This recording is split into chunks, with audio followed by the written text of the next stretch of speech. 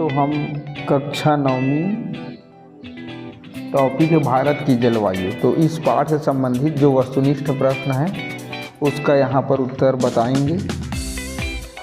सही विकल्प चुने। तो इसका हम आंसर को दिखा रहे हैं।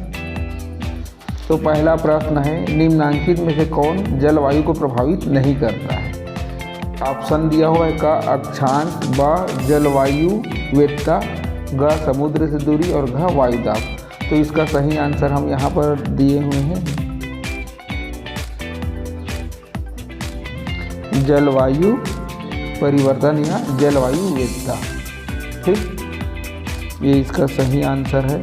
दूसरा क्वेश्चन है, छत्तीसगढ़ में किस माह में सर्वाधिक तापमान दर्ज किया जाता है? छत्तीसगढ़ में सर्वाधिक तापमान कब दर्ज होता है? तो आप सभी को मालूम है कौन समय में ज़्यादा गर्मी पड़ता है? मई, है ना, मई में पड़ता है ना, तो मई सही आंसर हो गया। तीसरा प्रश्न है, भारत में मानसून का आगमन किस माह में होता है? तो होता है भारत में मानसून का आगमन जून माह में होता है। कौन से माह में होता है? जून माह में होता है। सामान्यतः स्टॉक में देखो बढ़ता है, होना चाहिए बढ़ता है ना, तो बढ़ता है सही आंसर है। अगला पांचवा क्वेश्चन है इसी में, संसार का सर्वाधिक वर्षा स्थान किस देश में है? तो अभी मैं आप लोग को पढ़ाते समय टिक करवाया था, मौसिन राम, है ना, वही था ना। और कहाँ है ये? भारत में है। ठीक है, अब हमारा प्रश्न है 2। आप लोग का बुक में दिया है, जलवायु को समझाइए। मौसम और जलवायु किस प्रकार भिन्न है ना। तो देखिए, जलवायु को इंग्लिश में क्लाइमेट कहते हैं। जलवायु को इंग्लिश में क्या कहते हैं? क्लाइमेट कहते हैं। किसी विशेष स्थान का लंबी अवधि का औसत मौसम है। जलवायु क्या है? किसी विशेष स्थान का लंबी अवधि का औसत मौसम है। ठीक है, और मौसम क्या चीज़ को कहते हैं?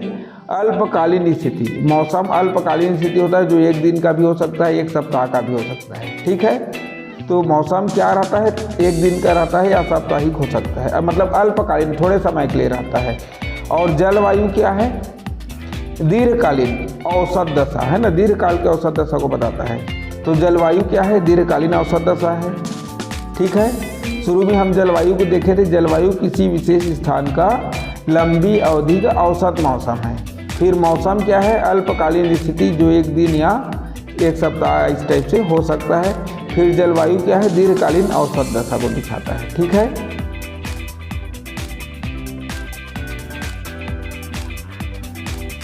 क्वेश्चन 3 है। क्वेश्चन 3 क्या है हमारा? मौसम और जलवायु के तत्वों के नाम लिखिए। क्या लिखिए?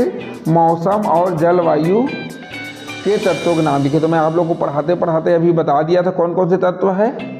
तापमान है ना, आर्द्रता है, वायुदाब है, पवन है और वर्षा है। ठीक है, बताया था ना अभी आप लोगों को कि ये क्या है? ये सभी मौसम और जलवायु के तत्व हैं। ठीक है,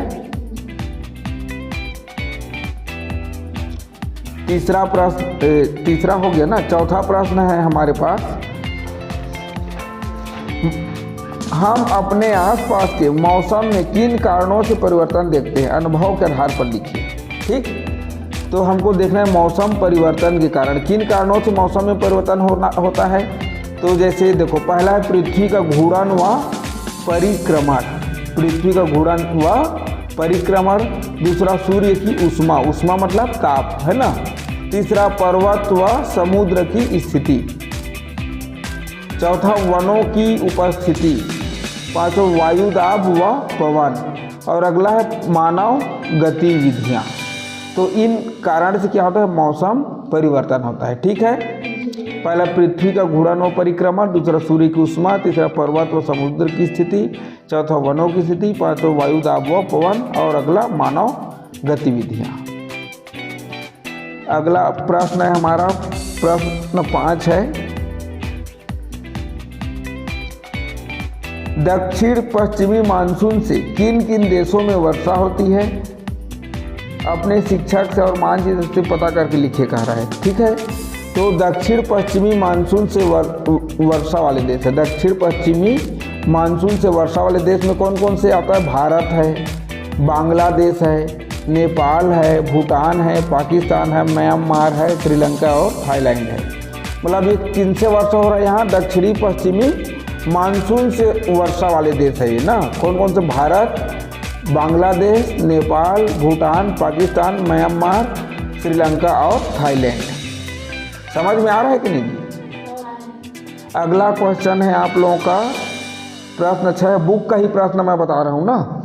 तापमान और वर्षा जलवायु के प्रमुख तत्व है, ये हमें किस प्रकार प्रभावित करते हैं? तो तापमान और वर्षा का प्रभाव है ना।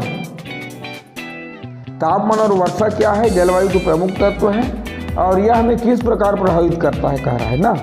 तो तापमान और वर्षा का प्रभाव पहला कृषि पर सीधा असर पड़ता है। कृषि पर क्या पड़ता है? सीधा असर पड़ता है। जल संसाधन की उपलब्धता इन्हीं से होता है, वर्षा से होता है कि नहीं होता है? फिर पेड़ पौधों व पशुओं की वृद्धि होती है। पेड़ पौधों व पशुओं की वृद्धि होती है। अगला है मानव जीवन व अर्थव्यवस्था पर भी इसका प्रभाव पड़ता है। अब देखते हैं प्रश्न 7।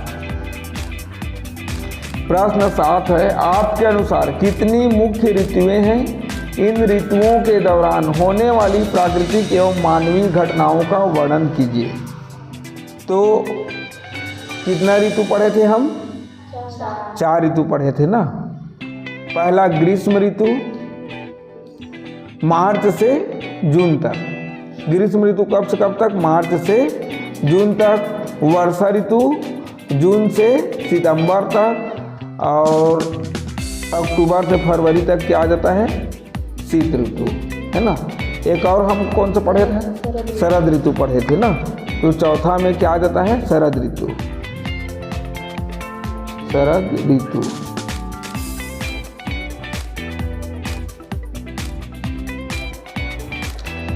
क्वेश्चन 8, मानसून के आगमन और वापसी को स्पष्ट करो कह रहा है। मानसून के आगमन और वापसी को स्पष्ट कीजिए। तो मानसून का आगमन जून में भारत में वर्षा करता है ना। मई में तो गर्मी रहता है बहुत ज़्यादा, फिर उसके बाद धीरे धीरे वर्षा शुरू हो जाता है। होता है कि नहीं होता है? तो जून में भारत में वर्षा करता है। फिर उसके बाद मानसून की वापसी सितंबर अक्टूबर में लौटता है। जैसे मानसून अभी पानी गिर रहा है, सितंबर माह है फिर भी, लेकिन ये धीरे धीरे करके अंतिम समय है पानी का है ना। इस साल गिर रहा अभी तक। तो सितंबर और अक्टूबर में पानी मानसून का क्या हो जाता है? वापसी हो जाता है। मतलब पानी गिरना कम हो जाता है या फिर बंद हो जाता है। प्रश्न 9 है, यदि धरती समतल होती अर्थात पर्वत पठार नहीं होते तो क्या होता? यदि धरती समतल होती तो क्या होता? वर्षा का वितरण समान होता। क्या होता? वर्षा का वितरण समान होता। नदियों का बहाव धीमा होता। समतल जगह रहने से अगर ढलान है तो ज़्यादा गति से बहता है ना। जैसे नदी नाला ढलान रहता है एक साइड तो ज़्यादा तेज गति से बहता है। फिर वनस्पति की विविधता कम होती। वनस्पति की विविधता क्या होती? कम होती। प्राकृतिक संसाधनों में विविधता घटती। तो ये सब स्थिति देखने को मिलता।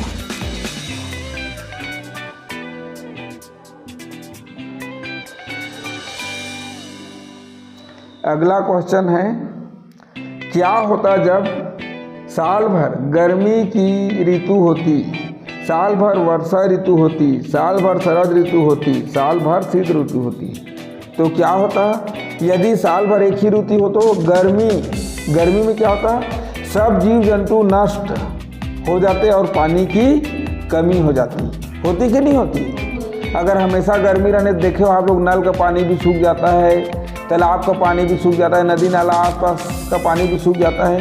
तो इससे क्या होता? सब जीव जंतु नष्ट हो सकते थे और पानी की कमी हो जाती है ना। और वर्षा, अगर हमेशा वर्षा ही होता रहे तो क्या होगा?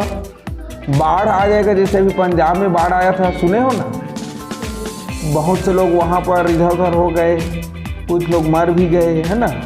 और फसलें सड़ भी जाती हैं। सड़ती हैं कि नहीं सड़ती हैं? बहुत ज़्यादा पानी होने से। और अगर शरद ऋतु, हर समय शरद ऋतु होने से क्या होता है, मौसम तो सुहावना होता है ना, पर कृषि प्रभावित हो जाती है, क्योंकि कृषि के लिए क्या चाहिए, पानी चाहिए, है ना। और शीत ऋतु में क्या है, जीवन कठिन हो जाता है, फसलें जम जाती है, जीवन कठिन हो जाती है। शीत मतलब वो समझ गए ना, शीत, तो इसमें जीवन कठिन हो जाता है और फसलें जम जाती, तो इस प्रकार की स्थिति आ जाती। तो ये आप लोगों का कक्षा 9वीं भारत की जलवायु पाठ का जो बुक में दिया गया है, इसका प्रश्न उत्तर आप लोग को बता दिया गया है।